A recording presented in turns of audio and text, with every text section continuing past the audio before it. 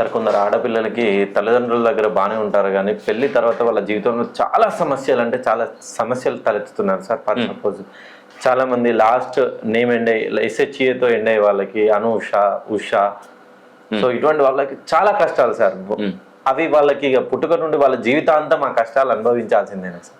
అదే ఏమి లేదు, వాస్తవానికి మీరు అనుకున్నంతగా అంత ప్రాబ్లం అయితే లేదు. అనూష అనే పేరు పెట్టుకున్నటువంటి వరకు ముఖ్యంగా SHE షా, అనూష షా.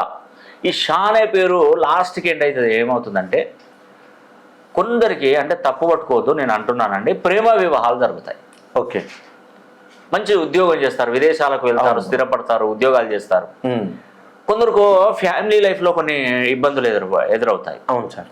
ఇక కొందరికి చూస్తే ఉద్యోగ విషయంలో కొన్ని సమస్యలు ఏర్పడుతుంటాయి. కొందరికి ఆరోగ్య విషయంలో సమస్యలు ఏర్పడుతుంటాయి ఈ SHE షాతోనే.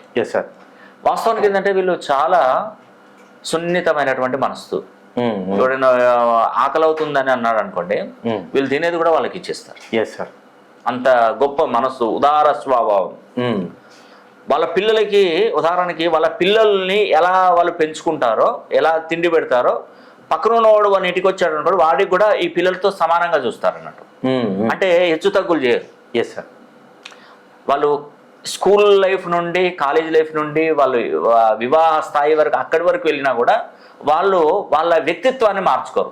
ఈరోజు చూడండి, ఒక్కరు మనిషిలో ఉన్నటువంటి ఒక గుణం ఏంటంటే, అందరికీ నేను చెప్పను, కొంతమందికి మాత్రమే. ఓకే, ఏమి లేకుండా ఉన్నారనుకోండి, ఒక్కసారి ఒక 10 లక్షలు 10 కోట్లు వచ్చినాయి అనుకోండి, ఒక ₹1,00,00,000 అన్నారు, ₹1,00,00,000 ఇంట్లోకి వచ్చాయి.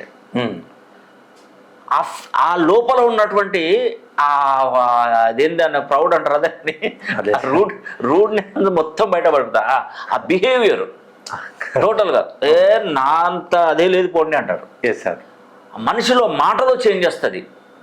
మన నాగార్జున గారు సినిమా ఒక పాట ఉంది, డబ్బుంటే ఉప్పలమ్మనే ఏదో అంటారు, సుబ్బరాజు గారు అంటారు. అవును సార్. ధనం ఉంటే అప్పలమ్మనే ఏదో అంటారు. అంటే జీవితంలో డబ్బుకి అంటే ఒకసారి చేంజ్ అయిపోతారు, మొత్తం టోటల్గా చేంజ్ అయిపోతారండి. అవును, అసలు మామూలుగా ఉండదు. ₹1,00,00,000 నువ్వు ఇట్లుంటే 100 కోట్లు ఉన్న వాళ్ళు ఇంకెట్లు ఉండాలి? అవును, చెప్పండి, ఒక్కసారి చెప్పండి. అయితే ఇక్కడ ఏంటంటే ట్విస్ట్, అనూష అనే పేరు పెట్టుకున్నటువంటి వారు నువ్వు 100 కోట్లు సంపాదించని, నీ చిన్నతనం నుండి ఎలా ఉన్నావో అలానే ఉంటారు వాళ్ళు.